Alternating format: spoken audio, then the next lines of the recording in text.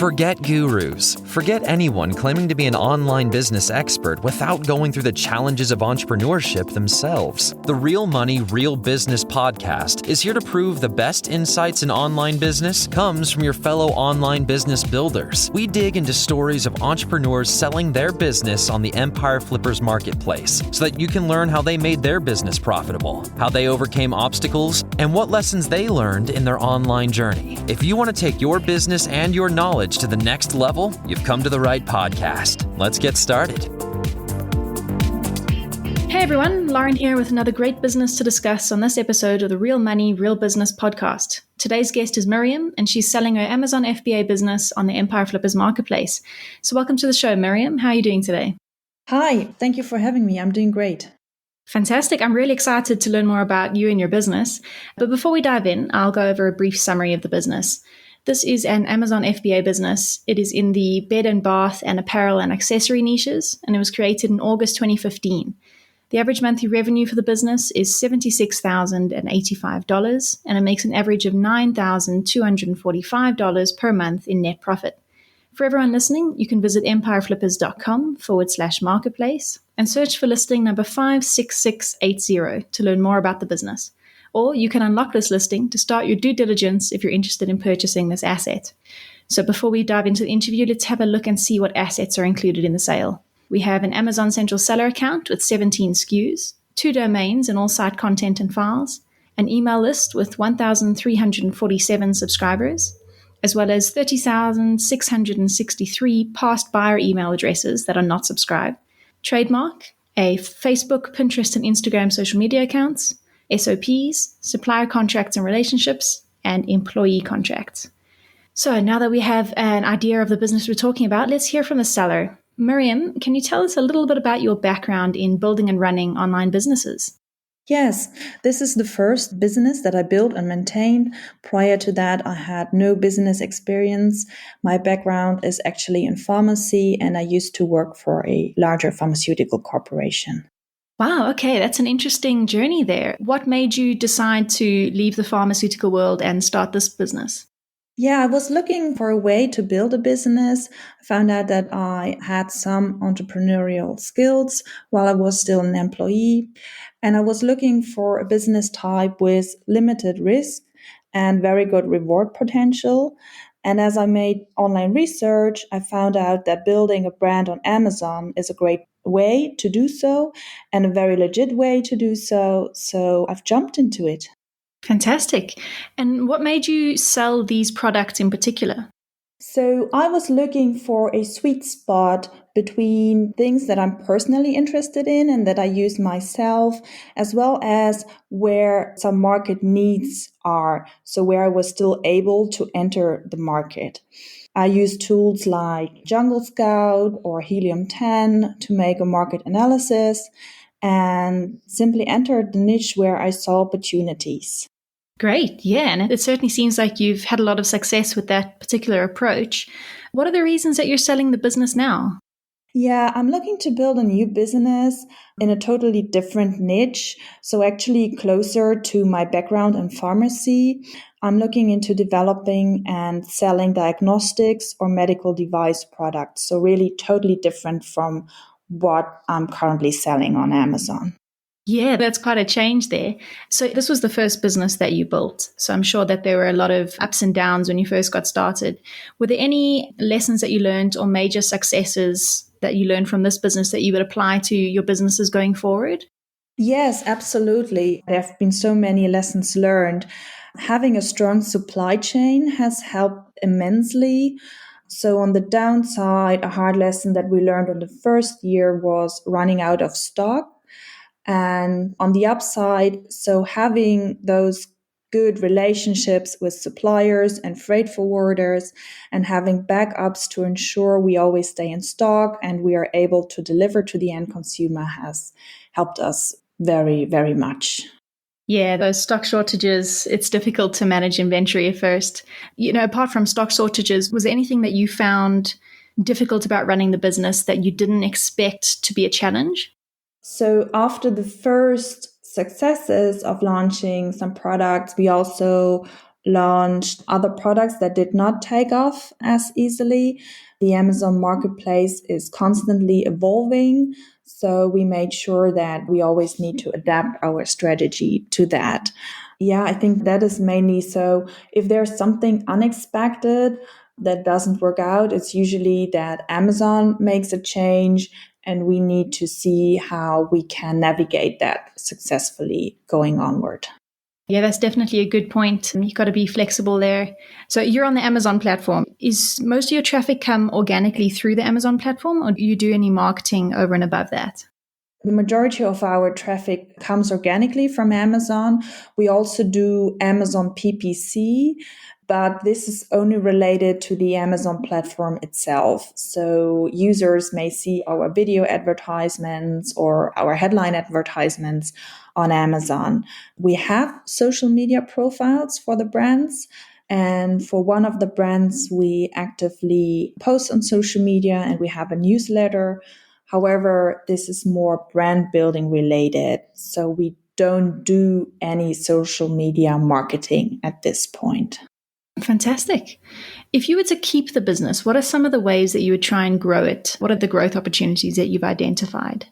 Yes, I think there are various ways in which a buyer can grow the business. So one of the very easy things to realize is launching variations. Our manufacturers offer different variations of the types of products that we sell. So this can be really easy to implement. Another way is to expand to other Amazon marketplaces. We currently sell on Amazon.com. However, a buyer could expand to Mexico or maybe also the European Amazon marketplaces. Product expansion may also be a way to grow the business. So our manufacturers do not only offer variations, but they also offer other types of products that are from the same material but have a different usage compared to what we are selling currently. So someone could easily add 10 new products to the line. We also have a Shopify store. Currently, we don't sell on it. However, the infrastructure is there. The website is built. So if someone wants to sell on Shopify, driving traffic to that would also be a good way to grow. And obviously, generally driving more traffic to the listings or growing into other platforms helps to grow the business. Yeah, it certainly sounds like there's a lot of potential there. That's some very exciting growth opportunities. So, Miriam, can you walk me through your supply chain? Where are your suppliers based, and how do you get inventory from the supplier's factory to the Amazon warehouses? Yeah, we have three of our main suppliers are based in China, and we also have backup suppliers for those in China. And one of our supplier is based in Turkey. Basically, what we do, we see the need for placing a new order. We email the suppliers. We have good relationships with them, and they start manufacturing the products for us. We ship the products. For most of our items, this is sea shipments. And also there we have relationships with different freight forwarders. So we do not rely on only one single freight forwarder. We have several ones which are able to ship the items to the US. And depending on the Amazon Seller Central system, either we ship the products directly to Amazon or we ship the products into a 3PL warehouse and then from the 3PL warehouse into the Amazon fulfillment center. Oh, fantastic. So, as the business owner, can you describe how much work you do on the business on a weekly basis? How many hours per week do you work? And what are the sort of tasks that take up your time? Yeah, personally, I do very little work on the business. I have a virtual assistant. She's working 15 to 20 hours a week. And my work is mainly managing her. Whenever she has a question, I'm happy to provide her guidance. And otherwise, I am much involved in contacting the suppliers and the freight forwarders. I really want to ensure that we keep the good relationships in our supply chain and mainly do this. Oh, great. It sounds like you've managed to build this business to be quite a good passive income for yourself. Yes, that's true. Fantastic. So what sort of skills or requirements would you say that the buyer would need in order to run this business successfully if they're not familiar with the particular niche you operate in or the Amazon platform? What skills would you say that they would need? Yeah, I think you just mentioned the Amazon platform. I think this is a key, knowing how Seller Central works. This is really one of the major aspects of maintaining the business. A lot of the business aspects can be outsourced, but making sure that you have a good understanding of the business model and how everything is interconnected will be key. Yeah, that's a fantastic point. So what would you identify as the biggest risks with this business that buyers should be aware of? Yeah, currently we are exclusively selling on Amazon.com. So being platform dependent always comes with a certain risk. Amazon is constantly updating their requirements, and you need to be able to adjust to that. A way to manage that risk would be diversifying into Shopify or into other e-commerce platforms.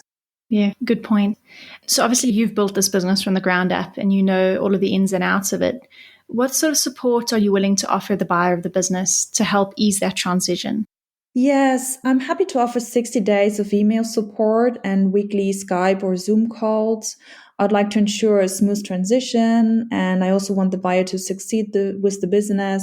So if after those 60 days, if they need some occasional support afterwards, I'm also happy to provide this. Fantastic. And would you be open to negotiating something like an earnout? We will listen to all offers. Earnout, yeah, it's really a subjective word, and a lot will depend on the offer and how it will be structured. Also, what impact that has on taxation may play a role. So if the right offer comes up, and as long as it works for both parties, we will definitely consider it. Great. Yeah, that's fair enough. And would you be willing to commit to a non-compete agreement? Absolutely. I will sign a non-compete in relation to the products, to the niche, and selling on Amazon. Perfect. So is there any advice that you would give to our listeners that you wish you knew when you first started out this business? Well, the only really advice is it's a fast-changing environment, so just don't be surprised that you will come across a lot of changes on the way. Yeah, that's very true. And why would you say that the FBA business model is a great way to get started for anyone who's looking to start their first online business? Yeah, it's very straightforward. So Amazon really handled all the shipments to the end consumers and the payment of the end consumers. So it's taking you a lot of headache off your plate. Also, Amazon generates all the traffic for you. This is why it's a fantastic opportunity to sell on Amazon. Yeah, that's a good point. So the final question of the interview, and I would say we saved the best for last. If you had to put yourself into the shoes of a buyer, why do you think your business is a business worth buying? Yeah, I think this business has great potential. In fact, the numbers show it. So in the trailing 12 months, our income grew by 27% compared to the 12 months before that.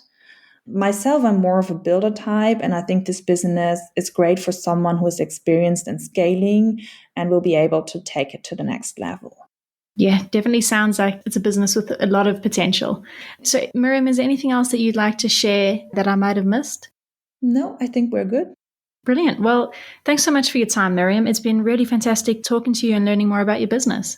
Great. Thank you so much for your time as well. All right, everyone. Thanks for listening. To learn more and see if this listing has already been sold, head over to empireflippers.com/marketplace and search for listing number 56680. If you're watching this on YouTube, click the link in the description to go straight to the listing. Once you've unlocked this listing, you'll be given everything you need to know about this business. So until next time, enjoy your digital journey.